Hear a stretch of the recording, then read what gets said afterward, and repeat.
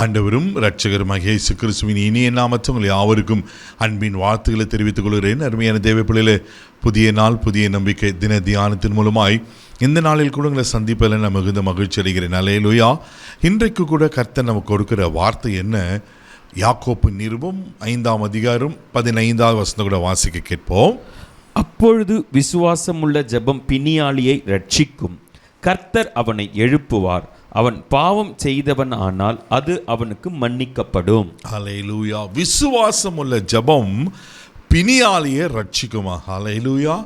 அப்போ நாம் ரட்சிக்கப்பட வேண்டுமானால், நம்முடைய பிணி, நம்முடைய வியாதி சுகமாக வேண்டுமானால், நாம் முதலாவது என்ன செய்யணும்னா, தேவ பிள்ளைகளை நாம் ஆண்டவரை விசுவாசிக்க வேண்டும். ஆமே.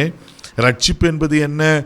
ஆண்டவரை சொந்த இரட்சகராக தெய்வமாக ஆமென் ஏற்றுக்கொள்வது, தன் பாவங்களை அறிக்கை செய்து அந்த பாவங்களை விட்டுடுற ஆண்டவரே, உங்கள் ரத்தத்தால் என்னை கழுவி என்னை சுத்திகரித்து என்னை புதிய மனுஷனாய் ஒரு புதிய ஆமென் வாழ்க்கையை வாழ நான் அர்ப்பணிக்கிறேன் ஆண்டவரே என்பது தான் ரட்சிப்பின் அனுபவம். அல்லேலூயா. அந்த ரட்சிப்பை கொடுக்க தான் இயேசு உலகத்துக்கு வந்தார். அதுக்காக தான் அவர் நமக்காக ரத்தம் சிந்தினார். தெய்வ பிள்ளைகளே, அப்போது இந்த ரட்சிப்பை நான் எப்படி விசுவாசத்தோடு, இயேசு உண்மையாகவே எனக்காக ரத்தம் சிந்தினார், அவரின் பாவங்களை அவர் ஏற்றுக்கொண்டார், அவரின் பாவங்களை மன்னித்தார், அவர் எனக்காக ஜீவனை கொடுத்து 3ஆம் நாள் உயிரோடு எழும்பினார் என்று 100க்கு 100 விசுவாசிக்கும் போது, விசுவாசித்து ஆண்டவரை ஏற்றுக்கொள்ளும் போது நாம் ரட்சிக்கப்படுகிறோம். அல்லேலூயா. அது ஒரு மீட்பு, ஆத்தும மீட்பு. ஆனால் சரீர பிரகாரமாகவும் வியாதிகளிலிருந்து நாம் சுகமாக வேண்டுமானால், மன அழுத்தத்திலிருந்து, பலவீனங்களிலிருந்து தேவப்படியில் ஆரோக்கியத்தை பெற்றுக்கொள்ள வேண்டுமா, இங்கே சொல்லப்பட்ட விசுவாசமுள்ள ஜெபம் பிணியாலை ரட்சிக்கும்னு. நீங்கள் மத்திய எழுதின சுவிசேஷம் 21ஆம் அதிகாரம் 21, 22 வசனங்கள் வாசிப்பீங்கன்னா அழகாக சொல்லப்பட்டிருக்கும். 21ஆம் வசனங்களை வாசிக்க கேட்போம். இயேசு அவர்களை நோக்கி, நீங்கள் சந்தேகப்படாமல் விசுவாசம் உள்ளவர்களாய் இருந்தால் இந்த அத்தி மரத்துக்கு செய்ததை நீங்கள் செய்வதும் அல்லாமல், இந்த மலையை பார்த்து நீ பெயர்ந்து சமுத்திரத்திலே தள்ளுண்டு போய் என்று சொன்னாலும் அப்படியே ஆகும் என்று மெய்யாகவே உங்களுக்கு சொல்லுகிறேன். அல்லேலூயா. பாருங்க, விசுவாசம் உள்ளவர்களாகி மலையை பார்த்து பெயர்ந்து சமுத்திரத்திலே தள்ளுண்டு போ என்று சொன்னால் அப்படி ஆகுமா? அல்லேலூயா. அப்போது விசுவாசத்தோடு பெரிய மலையை பார்த்து நீ பெயர்ந்து தள்ளுண்டு சமுத்திரத்துக்கு போன்னு சொன்னால் அது அப்படியே நடக்குமா? 22ஆவது வசனம் வாசிக்க கேட்போம்.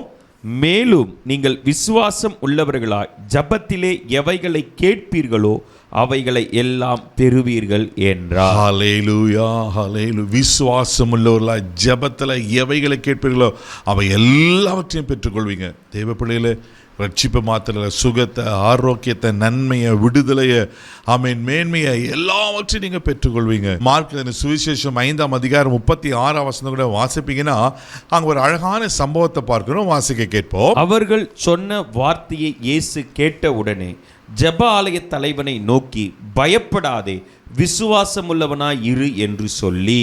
அல்லேலூயா. இங்க பார்த்தீங்கன்னா ஜெபாலய தலைவன் எவ்வளவு ஒரு மனுஷன் இருக்கிறார். 23ஆம் வசனம் சொல்லப்பட்டிருக்கும், குமாரத்தை மரண அவஸ்தைப்படுகிறார். ஆண்டவரே, நீர் வந்து என் குமாரத்தை சுகமாக்க வேண்டும் என்று. ஆனால் இயேசுவும் வீட்டுக்கு போகிற வழியில் ஒரு துக்கமான செய்தி வருகிறது. என்ன செய்தினா, போதகரை தொந்தரவு செய்ய வேண்டாம், குமாரத்தை மரித்து போய்விட்டால் என்று சொல்லி. தெய்வப்படியிலே அப்படிப்பட்ட சூழ்நிலையில் தான் இயேசு என்ன தெரியுமா சொல்கிறாரு? பயப்படாத, விசுவாசம் உள்ளவனாயிரு. ஹல்லேலூயா. நீ பயப்படாத, விசுவாசமாக இரு, அவளை நான் உயிர்ப்பிப்பேன். ஆமென். போகிறாங்க, அங்கே வீட்டுக்கு போகிறேன்னு மரித்து போன பிணம், அந்த சிறுப்பன் மரித்து இருக்கிற எல்லாம் அழுது கொண்டிருக்காங்க. அது எல்லாரையும் வெளியே அனுப்பிட்டு பேதுரு, யாக்கோபு, யோவான், இயேசு அங்கே பெற்றோரோடு தலித்தாகுமி என்று சொல்லி சிறுப்பெண்ணை எழுந்திரு என்று சொல்லுகிறார். மரித்து போன அந்த சிறுப்பெண் உயிரோடு எழும்புகிறார்.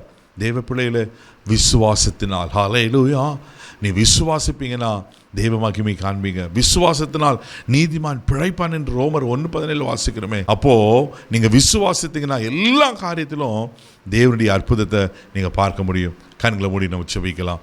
தகப்பனே, உமக்கு நன்றி சொல்லி உமை துதிக்கிறோம், உமை ஸ்தோத்திரம்ப்பா. அன்றவர் விசுவாசம் உள்ள ஜெபம் பிணியாலே ரட்சிக்கும் சொன்ன போல ஆண்டவரே உமக்கு நன்றி. யாரெல்லாம் இப்பொழுது கூட விசுவாசத்தோடு கேட்கிறார்களோ ஆண்டவரே மக்கள் நன்றி அப்பா. அவர்கள் வாழ்க்கையில் என்ன தேவைகள் இருக்கோ, என்ன அற்புதங்கள் நடக்கணுமோ, இயேசுவின் நாமத்தினால் அற்புதங்கள் நடக்கட்டும். மரித்து போன அந்த சிறு பெண்ணை உயிரோடு எழுப்புவீங்கன்னா, இன்னைக்கு நீர் மாறாதவராக இருக்கிறீர். அற்புதங்களை செய்யும், ஆசீர்வதியும். உங்கள் உயிர்ப்பிக்கிற வல்லமைக்காய் ஸ்தோத்திரம் ஆண்டவரே. விசுவாசத்தினால் நீதிமான் பிழைப்பான்னு சொன்ன போல இவங்க பிழைக்கட்டும்.